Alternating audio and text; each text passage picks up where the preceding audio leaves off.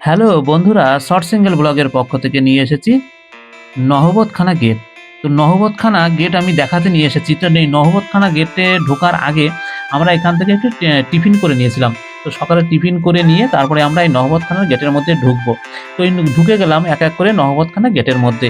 তো নহবতখানা গেটের একটি বেশ একটা সুন্দর কাহিনী আছে। সুন্দর কাহিনী বলতে এই যে নহবতখানায় এই পুরো টোটাল জায়গাটা ২৬০ বিঘে জায়গা নিয়ে আ এটা তৈরি করা হয়েছিল। ইনি তৈরি করেছিলেন মাইকেল অ্যাঞ্জেলিয়া।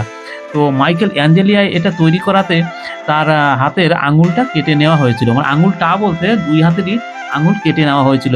কারণ এরকম যেন এই নহবতখানা বা এরকম বাগানবাড়ি, এটা আজকে বাগানবাড়ি। তো এই বাগানবাড়ি যেন ২য় বার তৈরি করতে না পারে। তো এখানে আমরা ঢুকে গেলাম, এই সেই গেটটা। তো বন্ধুদের সঙ্গে বেশ আলাপ আলোচনা কথাবার্তা চলছে। তো তার মধ্যে দিয়ে আমি আশেপাশের জিনিসগুলো দেখাবো। তখন আমরা গেট দিয়ে এই পর্যন্ত ঢুকলাম কিন্তু। তারপরে মানে এইটুকু যখন ঢুকলাম এটুকু কিন্তু ফ্রি। এখানে অতটা মানে পয়সা কড়ির কোনো ব্যাপার নেই।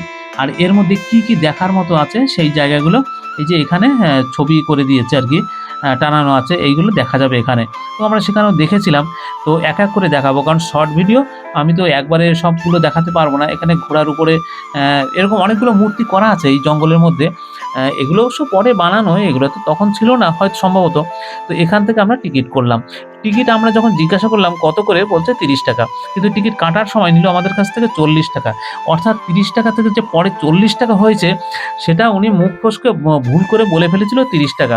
তাই নিয়ে আমাদের একটু মধ্যে কথোপকথন হচ্ছিল যে ৳৩০ বলে কেন ৳৪০ নিল। কিন্তু টিকিটে ৳৪০ লেখা ছিল। কিন্তু আমাদের ওই একটা চিন্তা। তো যাই হোক, পরে সব বুঝতে পারলাম আমরা। অতটা গুরুত্ব দিইনি। তো নিজেদের মধ্যে আলোচনা করে আমরা এগিয়ে গেলাম। তো এগিয়ে যেতে, যেতে আমরা এক জায়গায় পৌঁছলাম, যেটা হচ্ছে জগৎ শেঠের সঙ্গে, যেখানে গোপন রাস্তা দিয়ে আ বিজনেস চলতো আরকি। মানে গোপন ব্যবসা চলতো। তো সেই জায়গাটা আমরা দেখাবো এখন। তো এই যে এসে পৌঁছে গেছি। বাঁদিকে এই যে গেটটা, এই গেটের এখানেই যে সুড়ঙ্গ, মাটির নিচ থেকে রাস্তা ছিল।